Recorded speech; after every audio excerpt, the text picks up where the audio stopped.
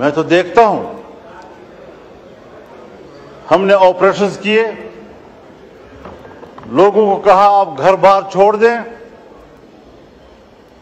سوات سے لے کر وزیرستان تک تمام علاقوں کو خالی کر دیا گیا، عوام نے اپنے ملک کے اندر ہجرت کی۔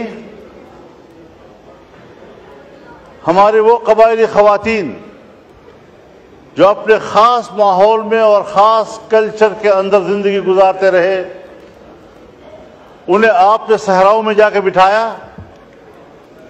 ان کو بازاروں میں بھیک مانگنے پر آپ نے مجبور کیا، اس کے چادر کو تم نے تار تار کیا، اور ابھی میرے پاس وفود آئے ہیں، ابھی میرے پاس وفود آئے ہیں۔ مسعود قبیلے کا وفد آیا کہ پچھلے سال ہمارے ساتھ ایک مکان اگر مکمل تباہ ہے تو 4 لاکھ روپے، اور اگر جزوی طور پر نقصان ہوا ہے تو 1,60,000 روپے، اور وہ بھی لوگوں کو پیسے نہیں دیے گئے، اس کا ٹوکن دیا گیا۔ وہ ٹوکن ابھی تک جیبوں میں لیے پھر رہے ہیں، ایک شخص کو ادائیگی نہیں ہو رہی۔ آپ بتائیں 4 لاکھ ایک مکان بنانے کے لیے، کیا 4 لاکھ پر آپ کے گھر کا غسل خانہ بھی بن سکتا ہے؟ اور آپ نے ان کو کہنا ہے کہ پورا گھر بنانا ہے۔ 1,60,000 پہ آپ نے 1-2 کمرے بنانے ہیں جو گر گئے تھے۔ کیا مذاق دنیا کے ساتھ ہو رہا ہے؟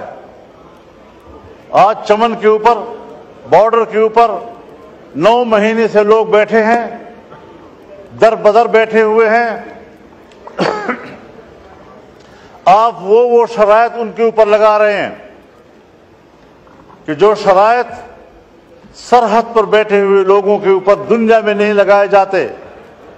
پوری دنیا میں سرحد پر رہنے والوں کو کچھ خصوصی مراعات ملتی ہیں، اور وہ بھی وہ بارڈر جو بین الاقوامی طور پر ریکگنائزڈ ہو۔ ہندوستان پاکستان کا سرحد طے شدہ ہے۔ پاک افغان بارڈر کو میں اور آپ پاک افغان بارڈر کہہ رہے ہیں، کیا افغانستان بھی اس کو پاک افغان بارڈر کہتا ہے یا اس کو ڈیورنڈ لائن کہتا ہے؟ کیا یہ کسی سمجھوتے کی بنیاد پر ہوا تھا کہ ایک ہی آدمی کا گھر، اس کا صحن پاکستان میں ہے، کمرے افغانستان میں ہیں؟ ایک ہی گاؤں کی مسجد، اس کا محراب افغانستان میں ہے اور اس کی مقتدی جو ہے وہ پاکستان میں کھڑے ہوتے ہیں۔ چمن میں جائیں، کتنے لوگ ہیں کہ جن کے گھر پاکستان میں ہیں اور جائیدادیں افغانستان میں ہیں، زمینیں وہاں کاشت کرتے ہیں، وہاں سے مال لاتے ہیں، اپنا کمایا ہوا گھر میں لاتے ہیں۔ آج وہاں پر آپ کر کیا رہے ہیں کہ لوگ بیٹھے ہوئے ہیں، متبادل کوئی ان کے پاس آپ کا تجویز نہیں ہے کہ آپ اس کو کیا روزگار دے رہے ہیں۔ وہ مزدوری کرتے ہیں، بچوں کے لیے کماتے ہیں۔ میں آپ کو بتاؤں جناب اسپیکر، اب نوبت یہاں تک پہنچ گئی ہے کہ گھروں کے اندر، میں بڑی ذمہ دار فورم پر بات کر رہا ہوں، کہ گھروں کے اندر ہماری ماؤں بہنوں نے اپنے زیورات بیچ دیے ہیں، بالیاں بیچ دی ہیں، اور وہ اپنے روزگار کی فکر میں ہیں۔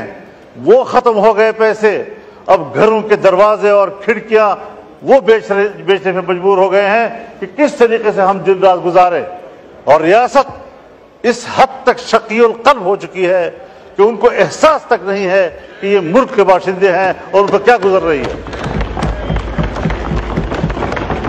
9 مہینے تک لوگ بیٹھے ہوئے ہیں، کوئی احساس ہے اس بات پر؟ میرے پاس انگور اڈے کا وفد آیا،